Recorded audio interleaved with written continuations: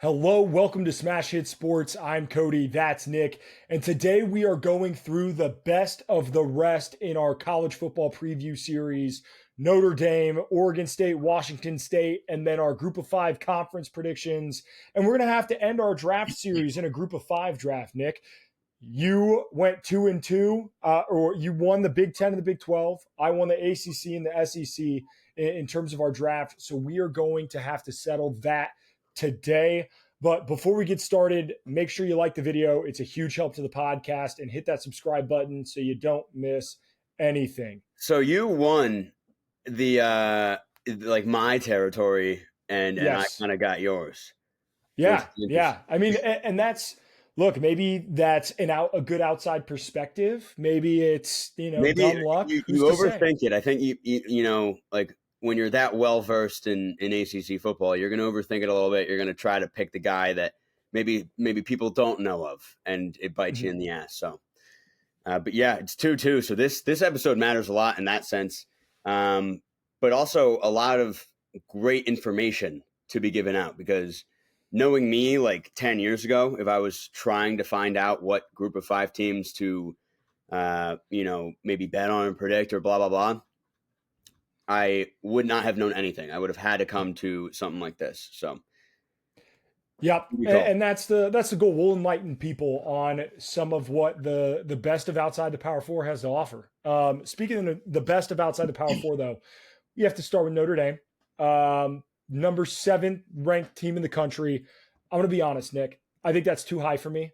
7 is high. And Riley Leonard, transfer in, right? A lot of new pieces on offense. We lost Audric Estime. We lost Sam Hartman. We lost quite a bit offensively. I want your outside perspective first before I give my thoughts on Notre Dame this season. But how do you feel about the Irish? Yeah, it's interesting just because I am a college basketball guy at heart. So when prepping for this podcast, Notre Dame was not on my radar. I had kind of just clumped them in with like the ACC. I already did all my predictions. I have them making the college football playoff. But as far as being able to spew their schedule out at you right now, I don't have that capability. I haven't looked at it since like a week and a half ago. That being said, I was going to say, because I remember having this exact conversation during the ACC, saying that you had prepared Notre Dame, thinking with your college basketball game. I forgot we're not doing Notre Dame. Goddamn. So that being said, I do have Notre Dame having a very good year. I think this week 1 matchup against A&M is a toss-up, if you had to ask me. Mm-hmm. If they win that, I see them dropping another, but if they lose that, I like their chances to maybe win out, go 11-1, and 10-2 feels like a pretty safe bet. If I had to guess, they probably have a 9.5 win total. So that's where I have them.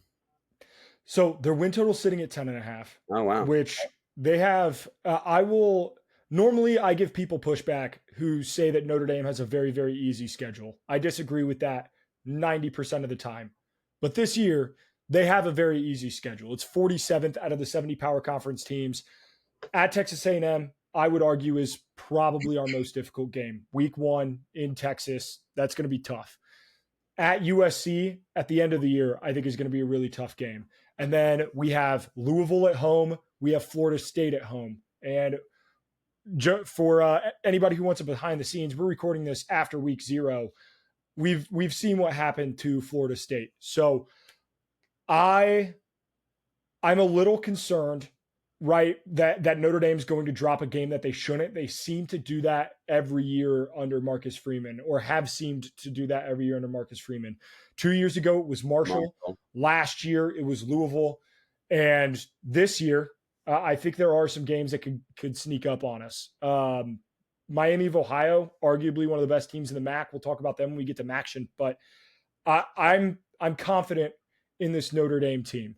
My biggest concern, which is shocking to me, really, my biggest concern is the offensive line, which has never been the case in, honestly, the entire time that I have rooted for Notre Dame football. The offensive line has been the one key constant in every iteration of Notre Dame. But this year, our starting left tackle tore his pec. We are starting a freshman, sophomore, and then 3 juniors on the offensive line. It's a very, very young group. I think they're talented, but they have little to no experience. I have a little bit of concern there, Nick. I think we'll be able to run the football, and we have 2 transfer wide receivers, Chris Mitchell from FIU, who I think is really solid, and Bo Collins from Clemson. But I've got a little concern, I think if the offense doesn't roll right away, it could be tough. And we just happened to play a phenomenal defense and defensive line in week 1 in Texas A&M on the road at Kyle Field. So I have them. Go ahead. Yeah, you have them what? What do you have them going? You have them. I have them going 11-1. Yeah, I have Notre Dame going 11-1. I have them dropping Texas A&M and then winning out. If I was to be, maybe I put my homerism aside a little bit. I think 10-2 is also entirely in the cards if they drop either USC or Florida State. I just don't see them dropping Louisville again. But I see them beating Florida State. The last time DJU came into Notre Dame Stadium, they lost that game. I feel pretty confident in DJU's only good game ever in the history of his existence was against Notre Dame, and it was in a loss. But that we'll have to see, because I am his biggest hater, but we'll have to see. I think that's one. I do think this is one of the best defenses in the country, though. Notre Dame's defense is outstanding. Xavier Watts, Ben Morrison, their corners and secondary are unbelievable. But is that going to be enough? Yeah, Ben Morrison's great. But no. So my thing is the line, the offensive line is risky. But Riley Leonard, I feel like when you're looking at the Duke O-line, you take away Graham Barton, who is obviously a first, second round draft pick last year. Duke it's not the type of school to, even if they were starting their best 5 guys the entire year, I think a team like Notre Dame probably has, backups that would be better than that best starting 5. Mm-hmm. And Riley Leonard is the exact prototypical quarterback that you would want to have behind a line that you are kind of worried about, because he's so quick to react to that. That's the one thing I think that's most impressive about him, is that he can just read when there's a delayed blitz, or some sort of disguise where someone drops and someone's coming from the right. He's not like Sam Hartman in that sense, where he's a little less mobile, a little more let's just stay in the pocket. I think Riley Leonard's going to be able to escape a lot of dangerous situations and make magic with a receiving core that's actually pretty good. So the worry would more so be, can you, if you run on 1st and 10, are you confident you're going to get over 2 yards? That remains to be seen, but I think in the passing game, it should be fine. Yeah, I'm really interested to see how the offense looks this year under Mike Denbrock, who Mike Denbrock was the offensive coordinator at LSU last season, but he is working now with an entirely different set of talent compared to Jaden Daniels, Malik Neighbors, and Brian Thomas Jr. Now you have, Riley Leonard, Chris Mitchell, Bo Collins, Jeremiah Love at running back is a tremendous player, but how well is that scheme going to mesh? How well does everything line up? We'll see. I'm cautiously optimistic. I do have Notre Dame in my college football playoff, but maybe I'm wearing the Golden Dome colored glasses, but I like Notre Dame and the Irish this year. Yeah, I do as well. I have them having a good year. All right, let's talk about the Pac-2. We'll talk Oregon State first. But I don't think I'm breaking any, both of these teams have a 7.5 win total. I feel much better about Oregon State than I do about Washington State, even though they're in very similar situations. Oregon State lost their head coach. Both teams lost their quarterback. They have a very interesting schedule. It's part old Pac-12. It's part Mountain West. It's part now Big Ten. It's all over the place. How do you feel about this Oregon State team, knowing that they hired Trent Bray, right? That's an internal hire after Jonathan Smith leaves, Aiden Childs transfers out, DJU transfers out, Damian Martinez, who honestly, that was the engine of their offense last year, was Martinez. Oh, yeah. He transferred out, right? It wasn't So BJU. how do you feel about this Oregon State team? um, it's hard to say. I honestly think that like it feels like these two teams don't exist this year, which is sad. But there is no world where I watch them play a snap of football this year because they are so aggressively West Coast already, and now they're playing a schedule that it's like if they lose one game, they're pretty much out, right? Because they aren't Yeah. eligible to play in the Mountain West Championship. Like I think they play each other in the Pac-2 finale, but like that has no real weight to it, obviously. So it just feels like a weightless, pressureless season. Um, and I feel for all the like students and alumni and whatnot because it's just like so stupid that no one picked them up, but I have so little intrigue in what they even like. They don't exist to me. And if I had to say anything, I feel like their rosters are worse than I think the average person would expect. I think they look to me like a really middle of the pack, like I don't know, throw out like a North Texas roster. Like that's kind of what it looks like to me. There's no Wow. yeah, there's nothing really, in my opinion, that that holds any weight for either team. I think they're still going to have a solid season. Like I still feel pretty good about Oregon State. They play the 69th most difficult schedule of the 70 power conference teams. I'm not going to break any news here when I say Washington State plays the 70th easiest. So they play unbelievably easy schedules. Oregon State has one, two, three power teams on their schedule. They have Purdue, they have Oregon, and they have and Cal. They could win two of those three. Like they could beat Cal, they could beat Purdue. They're not going to beat Oregon, but that'll be, I think, truly their Oregon State's in a weird spot. They have a shot. They could win just about every game, but I don't think they will win every game just because of the talent that they have. Right? There's But no like way. you could they could There's no beat what, but like they could beat Air Force, they could beat Washington State, Boise State, yeah. San Jose State, UNLV. Like they could beat all of those teams. Now I don't think they will, but they absolutely could. I have them going 8-4. Their win total 7.5. I feel okay about it.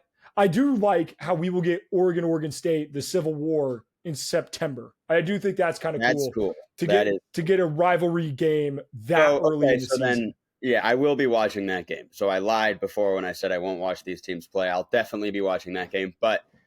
Um, but yeah, I mean, if I had to guess, I think Boise State's a loss for sure. And my thing is, I just think they're going to like be like you might think like oh Air Force they'll probably be favored by like 10 like I think they could be underdogs in that game. Like I think they're just not a they're not a team anymore that's like oh it's Oregon State like they were great. Like I think they are just a complete middle like they're like an Air Force. I That's fair. think like 7-5 probably for me. That's fair. That's fair. Washington State. The nice thing I do like about Washington State compared to Oregon State is they retained Jake Dickert, who I think is a pretty solid head coach. Like he's been at Washington State for a while now. He's been really solid. Offensive coordinator Ben Arbuckle, I like him quite a bit. I think he's a solid offensive coordinator, and I think after this year, he will have a Power Five offensive coordinator job. I believe in that offensive system. They looked really good last year, and they beat teams that I thought Washington State didn't have any business beating, even though they did go 5-7. Their schedule got a lot easier. They play Washington week 3, so the same week that we get the Civil War, we get the Apple Cup, which I think is kind of cool. So I will be tuned in for that for sure. But their out of conference schedule is out of conference schedule. The Power 5 teams that they play are also much easier than what Oregon State has. They play Washington, who is much worse than Oregon. They play Texas Tech, and then they also play Hawaii. Like they play Hawaii in the out of conference. They play so their out of conference schedule is much easier. They only play 2 power conference teams. this team could go 7-5. They'll make a bowl game, but like, Yeah, I don't think maybe. it'll be anything special. Whatever. I mean, I feel like they underperformed last year with the talent that they had. Not that they were like the Pac-12 was historically good last year, but they kind of started the season with Cam Ward really showing out. Yeah. A couple receivers that I'm blanking on their names, but I was like, oh, this Washington State team, they could be ranked the whole year, and then they finished 5-7. It's like, oh, that's a disaster. And then now it's yes, their schedule got easier, but I would not be shocked if they didn't make a bowl again. I think they might have a bad head coach. The jury's out on my end, but again, these are two teams it's tough to talk about because I have put so little effort into. Honestly, the first three teams I didn't think we were talking about today, but I don't know, and I won't be watching Washington State. I won't. Yeah, they started out 4-0 last season. Yeah, and then lost 1, 2, 3, 4, 5 straight. 6 straight. 4-0. Like we were like, oh, could Washington State sneak into the playoff? They beat a ranked Wisconsin team and a ranked Oregon State. So they started 4-0, and they looked Colorado really State, who's not a bad team either. Yeah, and then they looked like legitimately like we were literally saying like playoffs, Washington State, and that's what's crazy. So yeah, and that train came off the tracks quickly. But let's get into the group of 5. Before we do, the college football betting guide. It is up. The link in my bio. Nick, I put out 2 picks this weekend. Those picks went 2-0. And I'm not going to say any secret sauce, but like I get everything. All of my information is from the betting guide. Like there's a reason I put together this 100+ page guide. It's to be the ultimate football betting tool. Not only does it have my picks in there, and all of my picks will always be free on my social media, but all of the information that you could possibly want to make the best educated picks yourself is in that guide. So check it out. It's in the link in the description of this video. If you're watching on YouTube, if you're listening to the audio version, it's in the link in my bio, my social medias. But I think it's worth every bit of $20. If it wins you one bet, which I guarantee you that it will, it's absolutely worth it. So, well, how about that? I put 10 on Georgia Tech money line, so I've already made my money back, even though I didn't have to pay for it. Yep, I did read it, and absolutely, like the Georgia Tech information that I found, I was already low on Florida State, but you were able to convince me Georgia Tech money line has enough value. I should take it. We love it. We love it. All right, let's get into the group of 5, Nick. We'll start with the American Conference. I think that the top of this conference is arguably the best of the group of 5.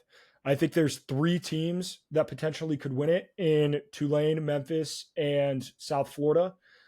And I think that there's potentially a team or 2 in here that could be the representative for the group of 5 in the college football playoff.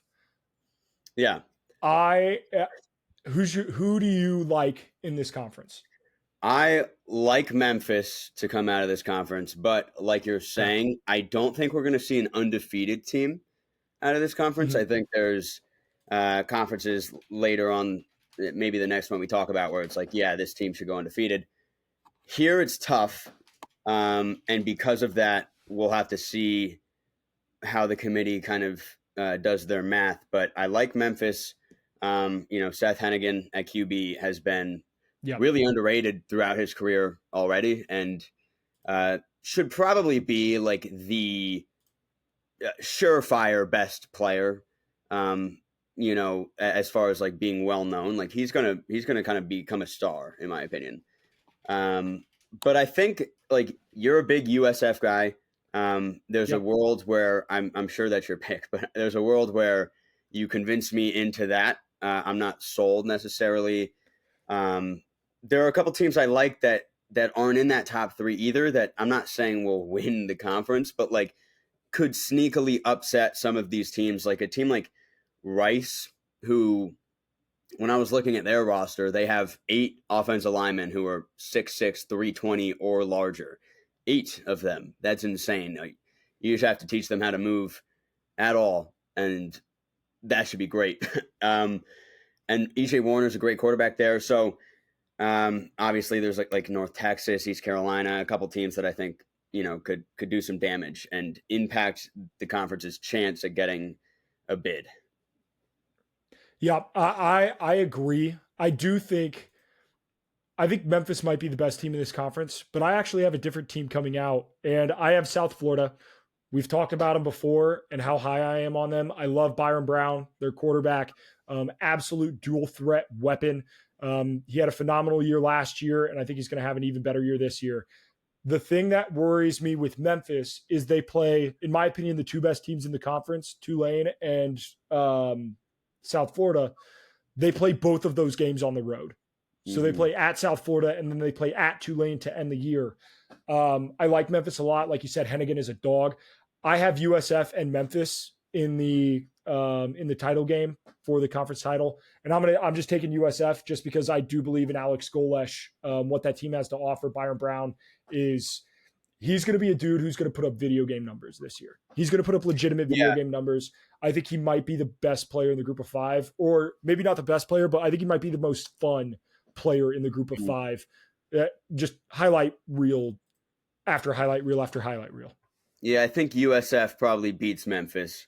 And for me, I would say that's my one loss for Memphis, but it's a matter of like, is USF going to slip up anywhere on the schedule where they shouldn't? And I probably think that they will. I'm not sold into this USF team being like ready to just conquer an 11-12 win season. I don't have that in the cards.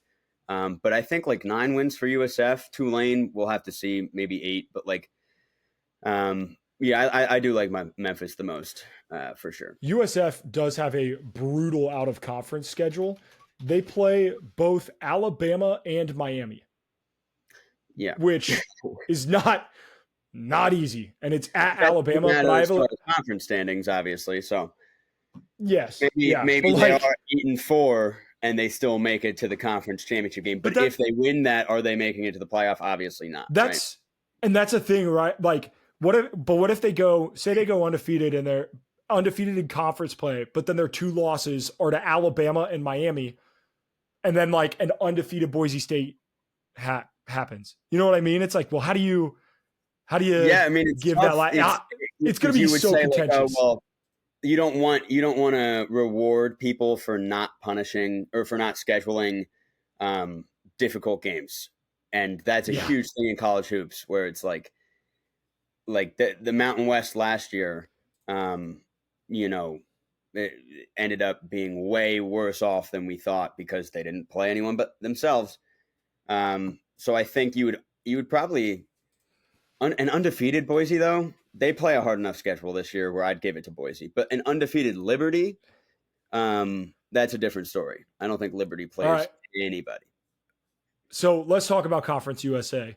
Okay. I have Liberty winning that conference. I think the rest of that conference kind of stinks. I have them 13. Jamie Chadwell's a phenomenal coach. He's awesome. How often can you say that a team goes 13-0, would have made the playoff last year if it was a 12-team playoff? They played in the Fiesta Bowl, and they return their head coach, their star quarterback, and their star running back, like the 3 most important pieces that made them go 13-0 last year, are back. That does not happen really ever for any team ever. No. So to me, it feels like 13-0.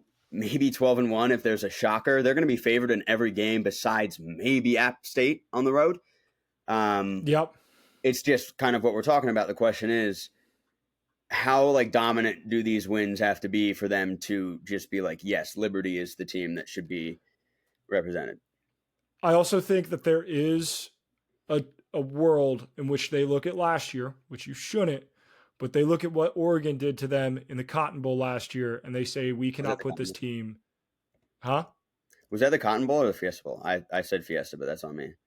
I think it was Cotton Bowl. I think. But either Fiesta. way. Whatever. What do you think? Okay, what's Fiesta? So what do you think the chances are that they look at that game and they go, we cannot put this team in? Because they don't play any, like App State is the best team they play all year. And App State might win the Sun Belt. Yeah, no, it's tricky, because they you watch the beginning of the Liberty Oregon game, and you're probably thinking, "Wow, Liberty can keep up right? Because they did score first in that game. They looked competitive for really the first 15 minutes, and then it just all went to shit. Mhm. Of course, you don't want to see a 45-6 game in the college football playoff, but I don't know. I feel like they shouldn't. I feel like Liberty shouldn't be like I don't know. They didn't look bad enough in my opinion, even though the score is really bad. They didn't look bad enough, if that makes sense. Like they looked like they belonged kind of. That's fair. I disagree a little Hard bit, to say but because obviously they got crushed. Like Tulane belonged way more when they beat USC or whatever. But yes, yeah. like obviously, but Liberty, it wasn't until like it was clear that they were losing, and then Oregon just started just scoring at will, and it was like, well, who cares at this point? Yeah. For what it's worth, I think they played Jacksonville State in the conference championship game. I think they're probably the second best team in that conference. Who do I have them playing in the conference? Yes, I have Jacksonville State as well. Yep. All right, moving on to the MACtion, the world's greatest football conference. The MAC just perfectly encapsulates what college football is. It's chaos, it's ugly, it's beautiful, it's disgusting, it's violent, Tuesday. it's Tuesday nights, it's everything you could ever want in a college football conference. But one of the things that I love about this conference is I feel like year in and year out, it's always a different group of teams that could potentially win it. Like there's a handful of teams that I think truly could win the MAC this year. There are some teams that I like more than other. Like I like Akron quite a bit. Weirdly, I have a surprise pick here. This is one of my surprise picks.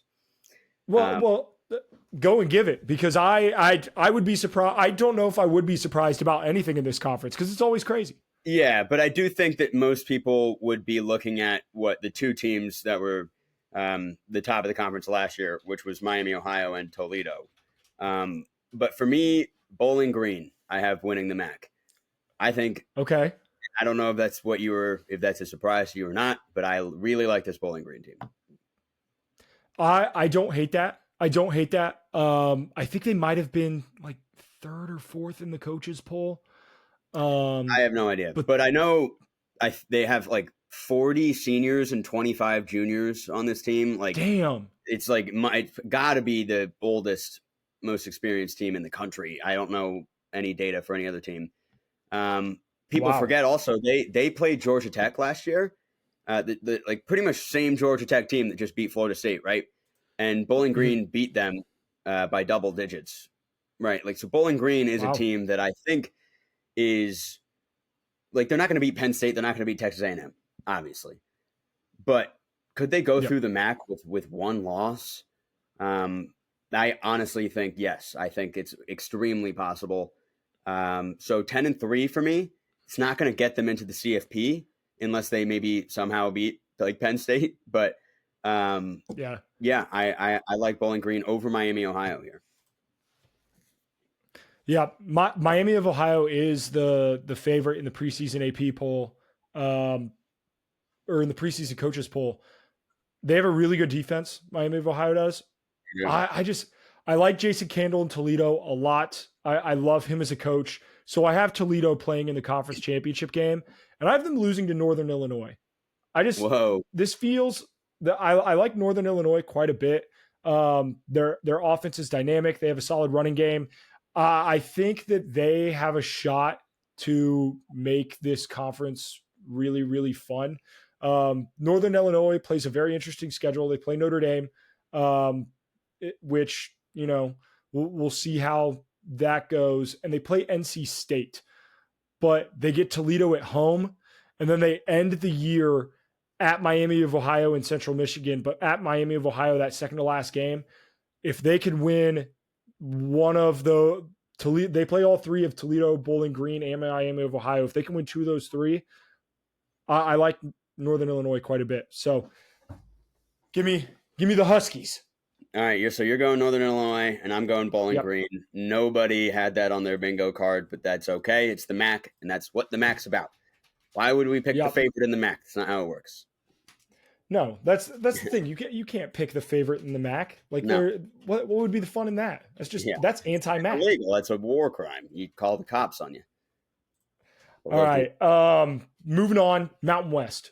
Nick, what are your thoughts on, before we even get to a winner, Malachi Nelson, former 5-star recruit, transfers out of USC to go to Boise State. I had just presumed that he was going to win that starting job, and then he didn't. That's wild to me.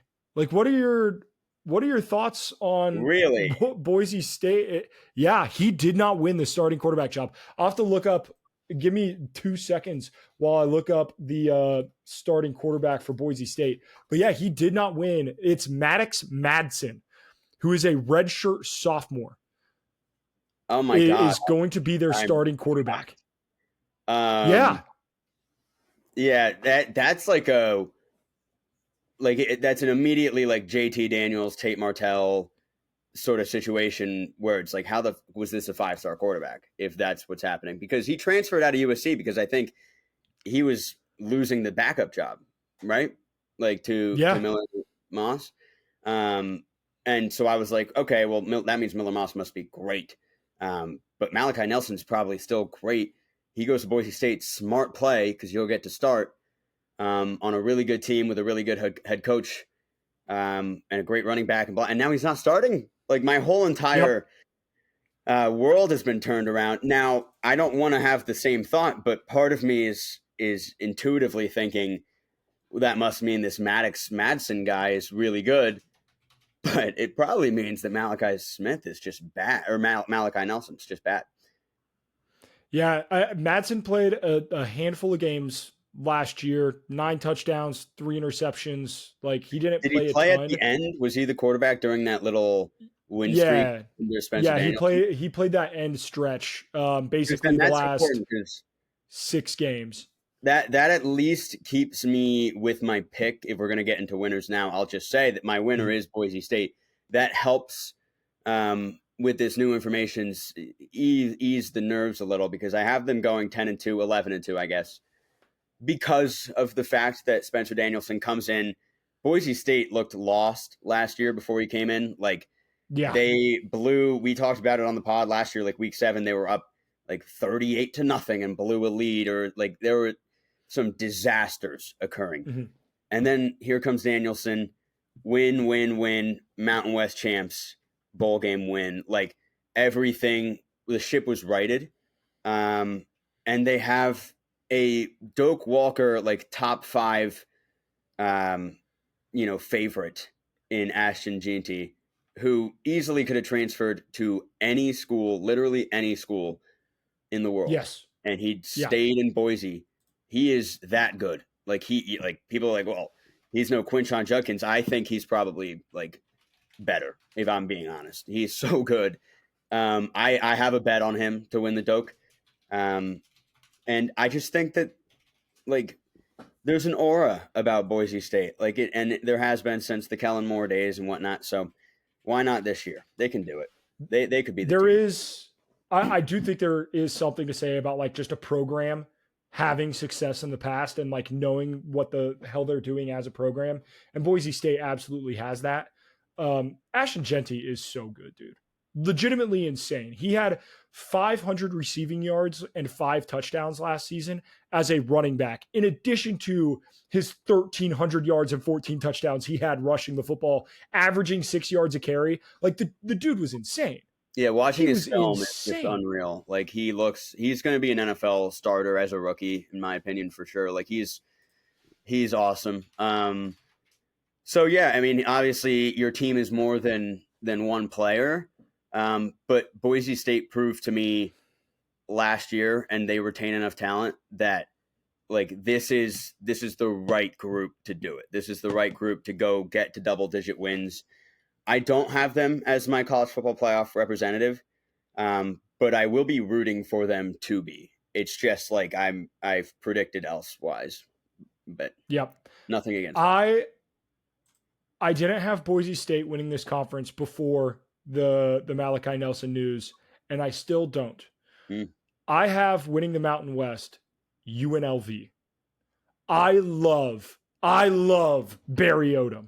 There are a few college football coaches that I am more passionate about in terms of getting a future Power 5 job than Barry Odom. Sure. He was the defensive coordinator at Arkansas. He's now the head coach at UNLV. He was outstanding last season. Their offense pushes the pace so quickly. They run the football very, very well, but they run so many plays. They're so fast. They do so much hurry up that like it grinds down a defense so fast. It's so much fun to watch.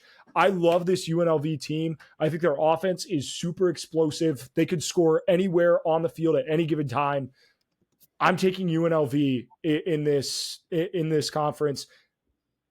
Don't sleep on the Rebels. I understand. I hate that they now play in the Raiders home stadium. That does kind of like twist a knife in me a little bit, but this is a team that I really believe in. I think that they have a legitimate shot to be the group of 5 representative for the college football playoff. Wow. So yeah, my thought, like UNLV last year was a surprise to a lot of people, right? They went 9-4, 9-5 if you count losing the bowl game that I think I remember them losing.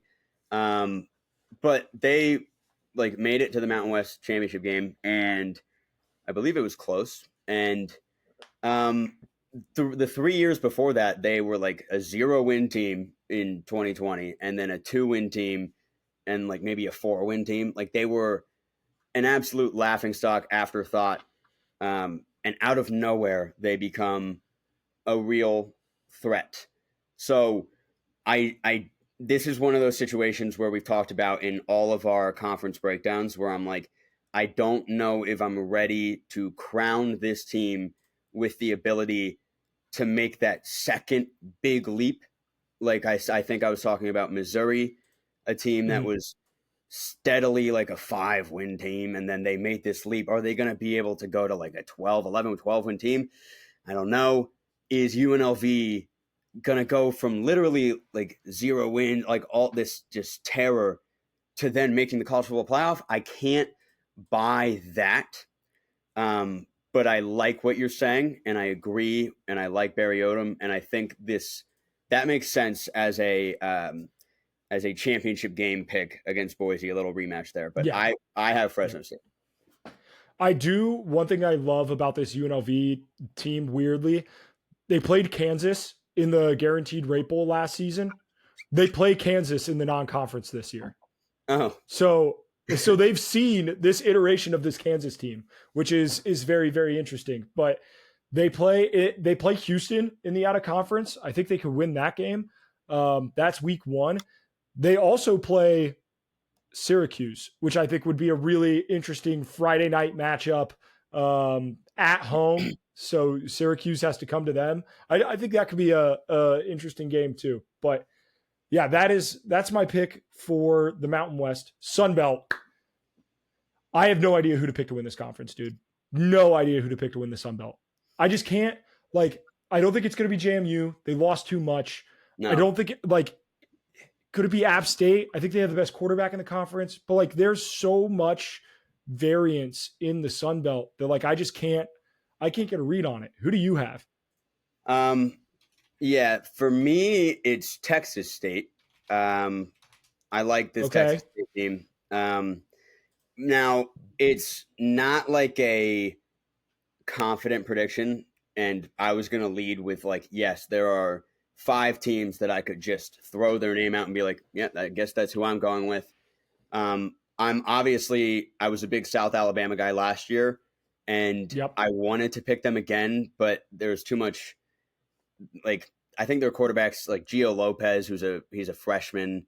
There's just too much. Don't know. Head coach left for Alabama to be their defensive coordinator. That's tough. They have Major Applewhite now, who I remember him with the Ed Oliver Houston teams and whatnot. Yeah. So he gets a second chance. And then Arkansas State, I think is a pretty good team as well. And then obviously App State. So, and then JMU has a magic about them that I don't want to discredit. They have this, it's true. It's like witchcraft almost. across all sports, they are overproducing at unbelievable rates. So I think they might, be hearing people are like, oh, like you had your year, you lost everyone, you're not going to be good. I would not be shocked if they are just great again. My gut tells me that they'll take a little step back and then be right back at the top of the conference next year. But it's really tough. I'm just going to go with Texas State because from the looks of their roster, that's the safest pick. I don't know if Vegas agrees. Yeah, and it's an interesting one. They were the favorite in the preseason coaches poll. Texas State, App State was the favorite in the preseason coaches poll. Texas State was number 2. Yeah. I do think because they have Jordan McLeod, who transferred from JMU, is going to be an electric quarterback. I think their running back is one of the best in the conference. Can't remember his name off the top of my head, but everyone's name here, but yeah, I think this is a really fun conference to pick. I am going to pick. I was interested in Troy a little bit, but I don't know if I believe in their head coach because they hired the offensive coordinator at Notre Dame, and I didn't understand that hire when they made it. Like Notre Dame struggled offensively last season, and that was what they went with the hire. So that was interesting to me. But I'm going to go App State. I know it's chalk, but I've seen them win this conference before, and I could very easily see them do it again. So I'm going App State here. All right. Before we get into our playoff prediction, home field, if you use code Nick15, get 15% off your first purchase at home field. The link is in the description of this video, or it's in our bios. If you're watching on YouTube, I'm wearing the Here Come the Irish dunking Irishman shirt from Home Field. They make the best merch in college sports. I mean, it's not really, truly just not debatable. It is the best merch in college sports. So go check that out. Use code Nick15 to get 15% off your first purchase.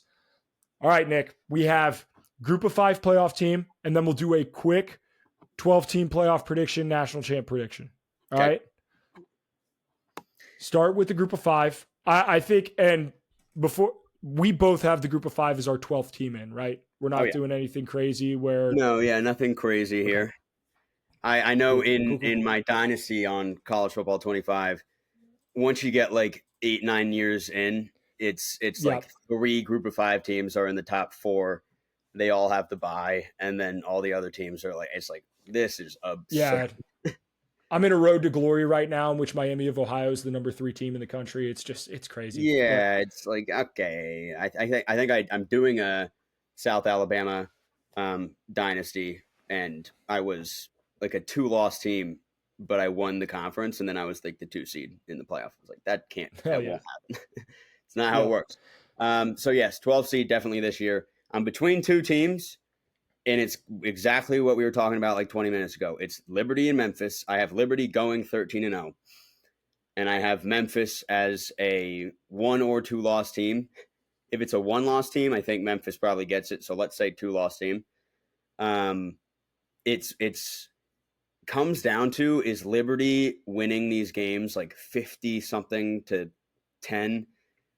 Or do they like need double overtime to beat App State? Do they need overtime to beat Kennesaw State? Like if they have a tricky way of getting to 13-0, then I don't think that they deserve it. But my whole thing last year was, if you go undefeated,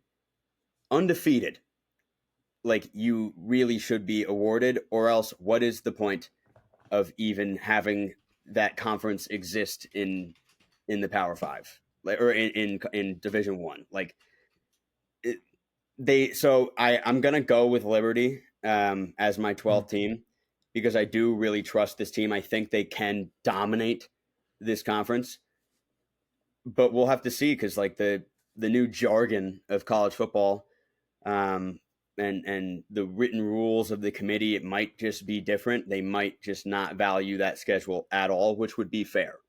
But I'm going Liberty. Yeah, I do. I agree that I think Liberty has the best shot to go undefeated out of any of the group of 5 teams. Oh, by far. That being said, I hope that the committee recognizes the difference in what these schedules look like. With that being said, I'm going with South Florida.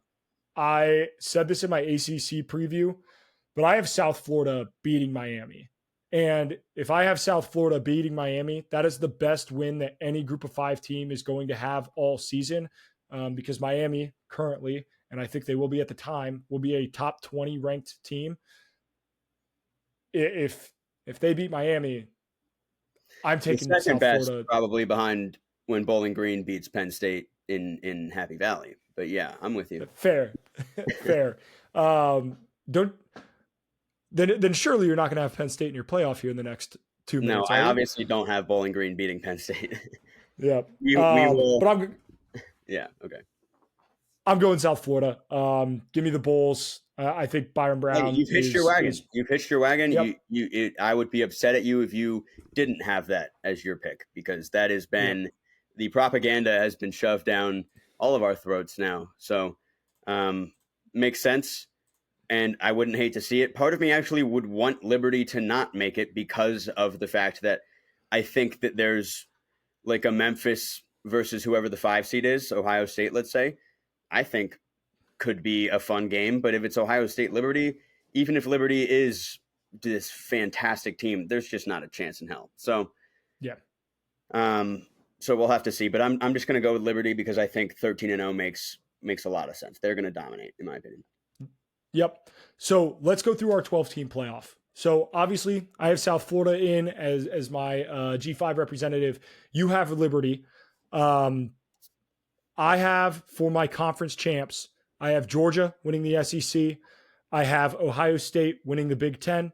I have Kansas State winning the Big 12. And I have Florida State winning the ACC. What did I tell you? Anyway, I can't go back and change it. That was what it was before week 0, so that's what it's going to stay as. Nick, remind me, who are your Power 5 conference champions? Yeah, and I've met a lot of backlash here. I did just post this on Instagram yesterday. I was preparing for the backlash, and throughout all of these episodes, I have said I am expecting the unexpected here because of this new format. If I'm wrong, then I'll probably be very wrong. But if I'm right, I think I'll be way closer to being right than so many people. And I think chaos is going to ensue. I have Penn State winning the Big Ten. I have them losing to Ohio State in the regular season, but beating Michigan. I don't believe they play Oregon. I think they beat West Virginia in West Virginia, which is a big win. And then the rest of their Big Ten schedule doesn't scare me that much. And this is the recruiting class that we've been hearing about for years up in Happy Valley. Like, this is the year for Penn State to do something. And I think they can. I think Drew Aller has been written off as a complete waste of air. And I think he actually has a lot more talent than that. I think going into last year, Cody, you were a big Drew Aller guy. He has it in him. Mm-hmm. It's just a matter of can he bring it out? I think let's say he does. Nick Singleton becomes this top 5 running back in college football. Their defense, Kevin Winston, Abdul Carter, some guys that are just unbelievable. If they lose to Ohio State, the rest of their schedule, I think they can easily win. Then they're in the Big Ten championship game, a game that they have not been able to play in because of the divisions and just being behind Ohio State and Michigan. But now they would be able to play in that game. And if they do, and they get to play Ohio State, where it's hard to beat a team twice, why can't they win that game? I think they absolutely can if they get there. And for that reason, they're 12-1 with a great resume. I have them as my number 1 seed in the college football playoff. Wow. Okay. And then who do you have 2, 3, 4? I know you have Arizona winning the Big 12. I know you have Clemson winning the ACC. I have Ole Miss as my 2. And honestly, I actually might have changed that on my Instagram graphic. If you follow me there, I might have had Ole Miss at 1 and Penn State at 2. It's just a matter of strength of schedule. So it's very possible that Ole Miss, if they beat Georgia in the SEC championship game with the SEC weight, could get that 1 seed. So maybe I retract Penn State being the 1. I think Ole Miss is the 1, Penn State's the 2. Clemson is the 3. I feel way better about that now that Florida State has a conference loss. Obviously, the ACC, anything could happen still. And then Arizona is the big crazy take where I don't really feel that confident at all, but the Big 12 is the Big 12. So fuck it. I like Yep. Noah Fafita. I like McMillan. Those are my conference winners. We'll see what happens. I love that. Love that. So my five, I'll just go my 5 through 11. Then you go through your 5 through 11. I have Oregon at 5. I think they lose the Big Ten championship to Ohio State, but I had them going undefeated in the regular season. So therefore they're my 5 seed. At 6, I have Missouri. I love this Missouri team. I think at 11-1, they have a legitimate shot. I think they will go 11-2. I think they will lose the SEC championship to Georgia. I have Ole Miss at 7, and this is going to be really interesting. I also had them at 11-1. So the question is do I punish Missouri for losing to Georgia in a conference championship game that Ole Miss didn't even play in, right? I'm going to say the answer to that is no. So I have Missouri 1 spot above Ole Miss. At number 8, I have Notre Dame. I think they punish Notre Dame for not playing in a conference championship at all. So that puts Notre Dame at 8. I have Alabama at 9. So I have 4 SEC teams in my top 12. I think they are far and above the strongest conference this year. I think that they are outstanding. That also puts a Notre Dame Alabama 8-9 matchup, which is going to fucking pain every ounce of my existence. I will hate it so much. At 10, I have Penn State. I agree with you that this roster is very, very good. And say what you will about James Franklin. Yeah, he goes 10-2 every year. Well, guess what? 10-2 is good enough to make a 12-team playoff. So I have Penn State at the 10 seed. I have Utah at the 11 as my second Big 12 team. I only have one ACC team in the college football playoff, and that is Florida State. I regret that decision immediately, but can't go back and change it. I do think, and I will say this about the ACC, I do think there will be only one team represented in that conference. I think the conference champion will be the only team in there. I regret who my team pick is already, but yeah, and I don't think the ACC thinks I don't think the committee values the ACC this year. You can see that by the AP poll. So even before Florida State lost to Georgia Tech, I think we have you on record during a preview episode. Maybe it was the ACC preview, it probably was, where you were like, you have me wanting to reconsider things, but I can't. Oh, yeah. As soon as you talked through Clemson, you went on your 10-minute Clemson span, and I was like, fuck, I should have picked them. Yeah, again, I was also just I'm a negative on Florida State. I have 2 teams in the ACC getting in. I have 1 out of the Big 12.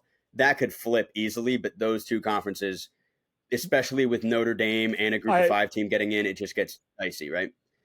I agree. So it's tough for me. I was also going to say Penn State. You mentioned, they always go 10-2, which makes the playoffs. Penn State in the playoff era, they never made the playoff.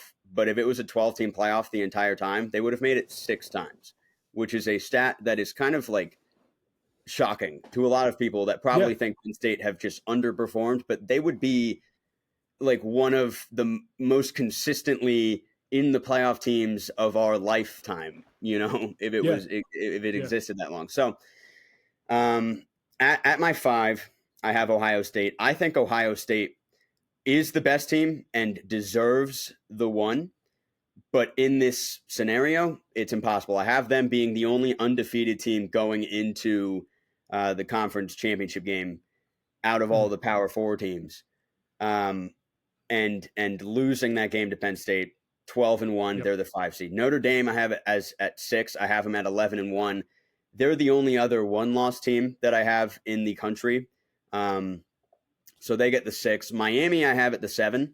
I have Miami making the ACC championship game at 11-1. I think this Miami team, roster-wise, is pretty similar to Ole Miss in the sense that they have just spent so much. Like the NIL bag that they have down there, limitless. You see it with Florida State where it's like you can see that transfers sometimes work. Like last year where they went 13-0.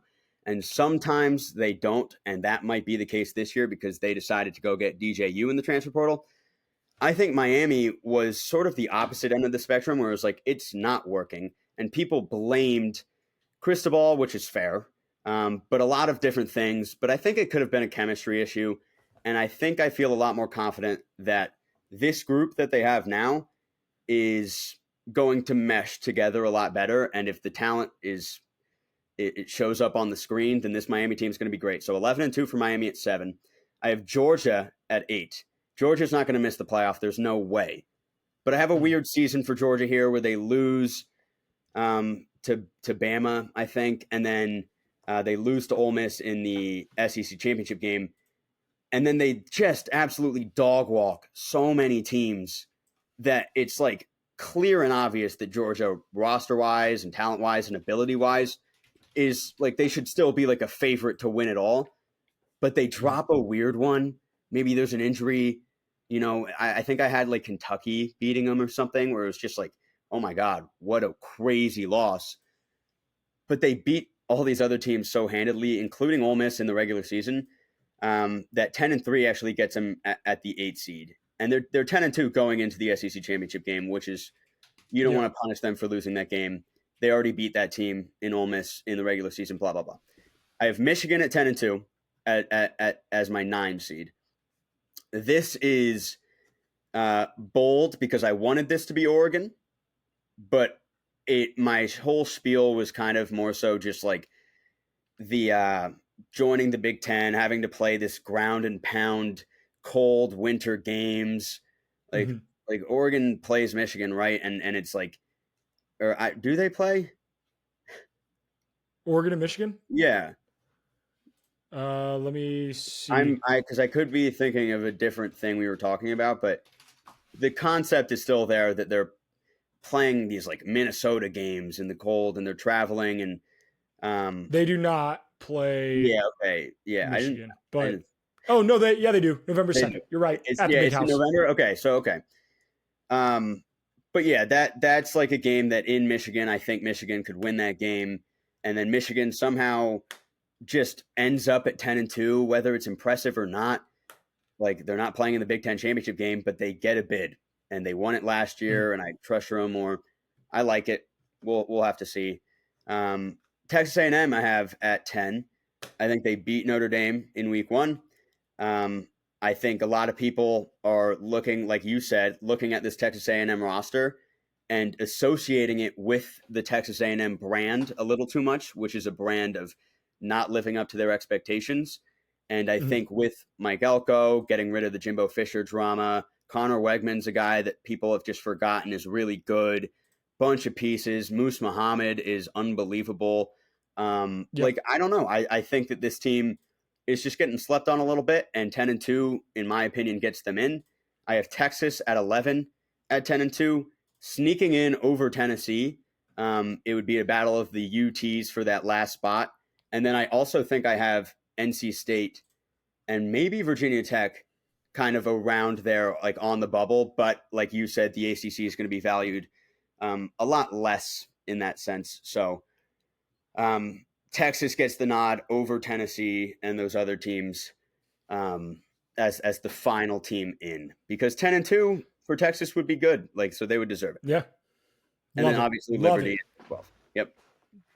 All right. So we're not going to go through the bracket just because that would take too long.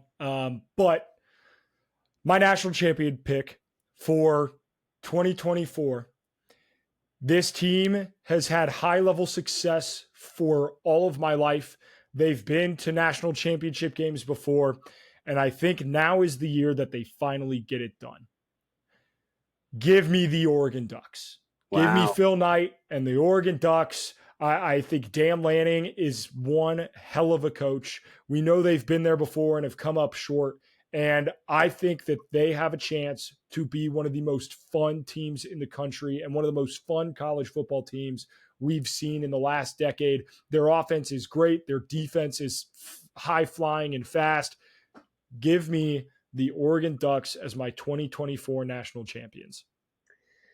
Okay. I am going in a similar tune, you could argue. Ohio State, for me, will be cutting down the nets at the end of the year. The team they play in the end, the way the bracket shapes out on my end, it's tough because Georgia would actually be playing Ole Miss in the 8-1. That would be crazy if that happened. let's say Mhm. Georgia wins. I think Georgia could beat Ohio State, but like Ohio State's path would be tough. And then you're looking at Penn State or Clemson as their team they would play in the championship game. I don't know. I'm not confident enough to give you a pick there, but I do like Ohio State to win. They'll be battle tested by the end. They'll be coming off a loss in the Big Ten championship game, hungry. They know that this is their roster, and all they really have to do is just take care of business. I don't know if they will, but that's my pick. Love it. Absolutely love it. All right. Let's do our group of 5 draft. Before we get into it, SeatGeek, if you guys are going to any college football games this year, I am already working on purchasing some tickets for week 2, Purdue, Notre Dame. Should be, I'm going to be honest, should be an ass whooping, but we'll see. But if you are going to a game, use SeatGeek, promo code Smash Hits Sports for $20 off your first purchase at SeatGeek. The best way to experience college football is by being at the game. All right, group of 5 draft. So for our drafts, Nick and I are 2-2. I am very excited. This will decide it. The absolute winner. If you are just tuning in for the first time, we are drafting a head coach, quarterback, running back, wide receiver, defense, stadium, tradition, and uniform. I cannot pick the same thing as Nick, and you cannot use a team more than once. So because it is the group of 5, we left this completely open. So it's the entire group of 5. We have a ton of stuff to pick from. I'm very, very excited for this draft because I think we could have a million different answers. Like truly, there's so much to pick from that The it's overlap pretty wild. is a lot different than dealing with the Big 12 where we're both looking at the same running back, Ollie Gordon. And there's a lot less obvious picks, right? Like an Ollie Gordon or a Kirby Smart or a Michigan defense. Like it's like, oh, you picked him, so now it's like whatever. Like we'll have to see. Now my question here, because obviously when I was writing out my picks that I would like to have, I didn't include Notre Dame or any of these Pac-2 teams. So I'm making sure that's not allowed. Okay. Group of 5 only. Okay. Group of 5 only. So and who gets the first pick? Because of how the rock, paper, scissors for first pick? What are we doing? I actually I didn't make the decision, but I thought based on the results of the 4 polls in the 2 games that Nick won, they were blowouts. He boat raced me. And in the 2 polls that I won, I barely edged by. So in the spirit of if we were going to go by total like percent gained, Nick would have beaten the brakes off me. Therefore, Nick, I will give you the choice of the first or second pick. It is up to you. Okay. So it's like home field advantage here. I get a little dock of advantage. I will pick the second pick. Wow. I think that has been the winner so far in our drafts, right? I think the second pick is got all the good juju right now. I'm going to knock on wood. Hope I don't jinx it. But yeah, the honor is yours. Okay. Well, if that being said, I am going to go Ashton Genty with my first pick. He's one of the best running backs in the country. So to get him as my group of 5 running back, I feel great about that. Nick, that is it's a good pick. Makes me think that maybe I should have taken the first pick, but I do like my option here. I'm going to go Torrey Horton, Colorado State. He's an NFL draft, prospect type guy out there. I think he could potentially be an end of round 1 guy. He is like absolutely he's that good. Like surprising that he stayed in Colorado. Yep. Could have been like there's a reason that all the rumors have come out about him being offered like $600,000 to transfer schools. So yeah, he is that good. So 2 good picks to start. Yep. Back to you. Yep. This is tough. I'm going to go stadium here just because I don't think there are a lot of phenomenal stadiums in the group of 5, but there are some really, really good ones and some really unique ones. But I'm going to go with App State Stadium. The picture of App State Stadium in the fall background, it's in the middle of the mountains in Appalachia, North Carolina. I love the scenic views of App State in the fall. So I'm going with App State's stadium. Yeah, that's That's a great pick. It was on my list. Well, I have it. Thank God I have another stadium on my list because for a while I only had that one. I have a question for you. If you are both playing and the judge of what's allowed for tradition, where do we throw the Army Navy game as just a concept of tradition? I have so what I put in my big board is I put singing second as the tradition, which is the winner sings second in the Army Navy game. However, if you just want to take the Army Navy game, I will let you have that because it is one of the best traditions in all of sports. Like and it is a tradition, right? But the problem is it's a 2-team tradition, so I would kind of be taking both Army and Navy. In that sense, I guess, then I just can't pick them again. But that would suck because like you can't either. So it feels a little unfair. No, I just couldn't pick that specific thing. I could pick Army or Navy, right? But I just can't pick sorry, that's that tradition. Yeah, because I was thinking, I could have put picking like Army's defense is an awesome pander pick because it's defending the United States. But that would be an elite pander pick. Not to give you ideas, but I'm going Army Navy as my tradition. Because that just feels like that is college football, you know? Yeah. I'm going to be honest. That could win you that could single-handedly win you this draft. That has a lot of weight to it. There's a option though in traditions that I had that I really like as well, which is why it wasn't my first pick. See, I have a tradition listed that is I don't even know if you would call it a tradition. So I'm going to ask you here for is Maction just a tradition? Just Tuesday night Maction? You know what? If you're going to give me Army Navy, then I'll let that slide. Yeah. Fuck yeah. I want specifically Tuesday night Maction. Yeah, of course. Oh, people are going to love that. Oh, that's excellent. What a rebound pick because people might like that more than they like Army Navy just from the meme standpoint. I was there's that, and then I was also between the turnover plank at Kennesaw State.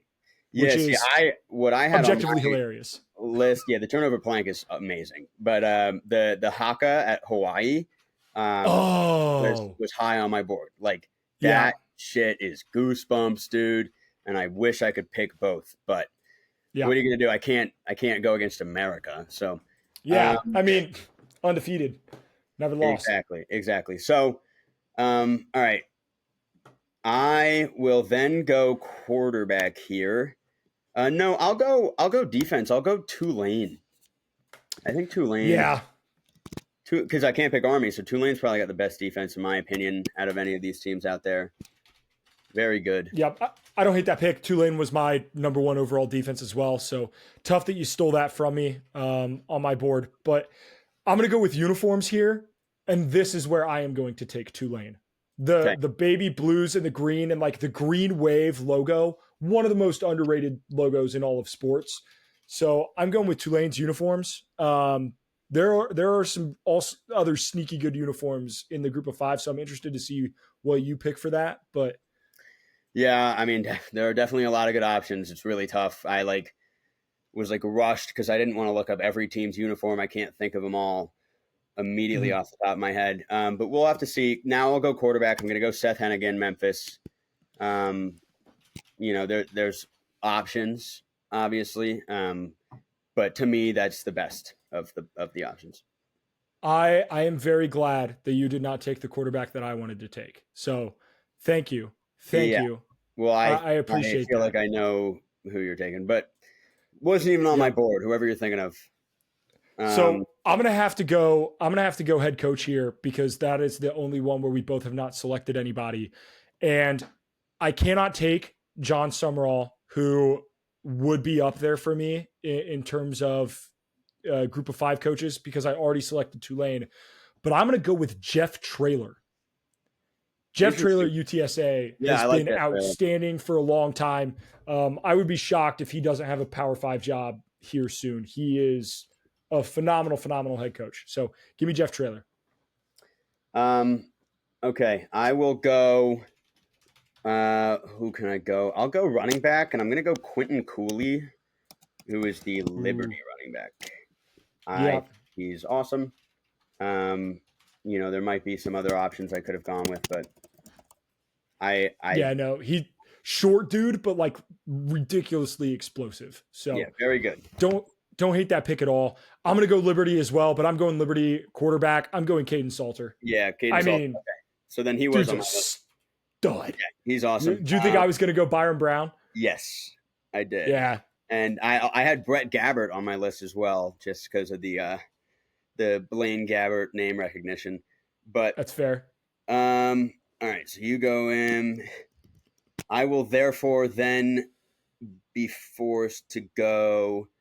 Head coach is so tough, dude. Like, because like all the guys that I was thinking of have now gone to Power Five schools, pretty much. So, and it feels like if I went like Spencer Danielson, who I really like over there at Boise State, he was an interim head coach last year. Like that just feels like the wrong. Yeah, that'd be an early pick. You know what I'm saying? Like, Yeah, it'd just be like, is he great? Like he could be terrible this year. So I'm gonna leave coach for a second, and I'll go stadium. I'm gonna go Arkansas State Stadium because they have a waterfall. doesn't if I'm not Arkansas State Stadium, if I am remembering this stadium correctly, oh, never mind. Is it Arkansas Tech that has the purple field? Wait, Arkansas State, I don't think has a weird. Do they have? No, like a Arkansas State does not have the purple field. It is. No. There's a team. I know what you're talking about. Though. Central Arkansas. Central Arkansas Okay, has yeah. the alternating purple and gray field, which wild. But no, Arkansas State, great stadium. Another one that has a ton of scenic like value to. Obviously, the waterfall is like a really cool feature, but like it's also a really scenic stadium. So that's a good pick. That's a good pick. I'm gonna go wide receiver. Actually, no, I'm gonna go defense. Give me Miami of Ohio. I do think that they have a really solid defense. They had a good defense last year, and I think they return a lot of guys. So give me. Yeah, they have a good defense. You didn't go Army, which is whatever. It wouldn't have felt legitimate if I went Army. You know what I mean? That's just a. I mean, they probably have a good defense still, regardless. But it had just been a pick for the graphic, you know. Yeah, I'll go uniform here. I'm tempted to go with the Air Force like shark tooth uniform, but I think those are actually kind of like more of a meme and not as cool as I had previously thought. So, in my opinion, the coolest jersey that like I would absolutely own and wear is just your standard San Diego State with like the Aztec design on the sleeves, like the black, and it's just really cool. It's really cool. Yeah, that was on my list. I had Tulane and say I didn't think about doing like the specialty Army Navy because I didn't like because it's only the Army Navy game, so I didn't know if like that was part of that whole thing. But yeah, there were two teams on my list for uniforms, and it was Tulane and San Diego State. In my mind, the two best uniforms. I mean, those jerseys. San Diego State's helmets, so cool. The helmet stripe being the Aztec print, incredible. Yeah. All right, so to end it, my wide receiver, I'm gonna go Rock Taylor at Memphis. Hannigan's number one weapon. He's just a sick wide receiver, 6'3", 215, has every tool in the bag that you could possibly want from a wide receiver. So give me Rock Taylor. Also, sick name. Yeah, that is a really cool name. And remind me who your head coach was. Jeff Traylor. Jeff Traylor, that's right. Yeah, which is a good pick. Yep. He was a guy that we were both talking about, like, oh, he's definitely getting a Power 5 job, and he didn't. Yeah. I'm gonna go with Alex Golish.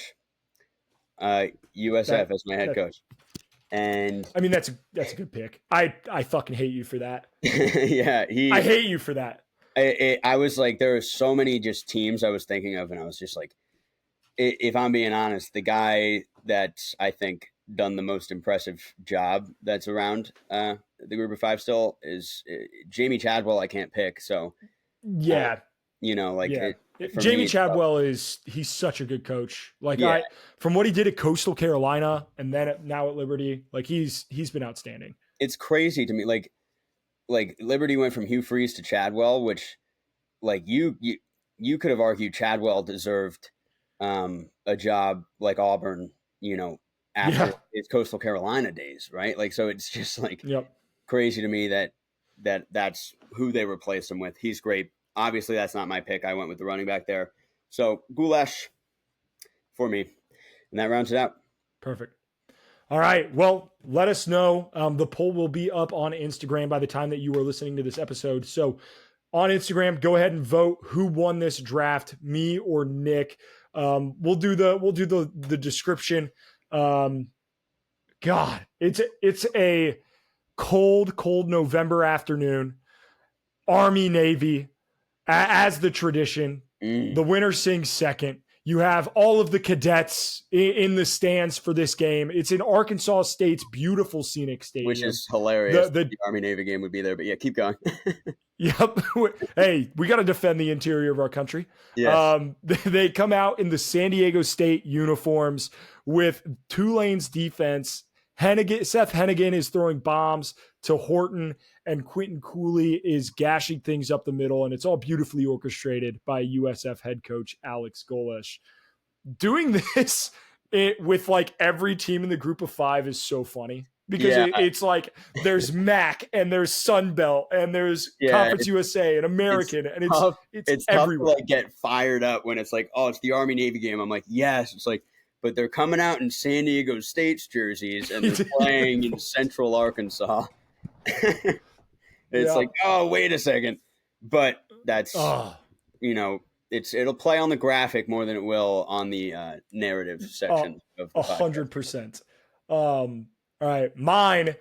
Jeff Traylor leads my boys out of the locker room. They are rocking Tulane's baby blue uniforms, and the Miami of Ohio defense is incredibly stout. But you have Caden Salter, who's one of the ultimate dual threats. You have Ashton Genty, one of the best running backs in college football, period.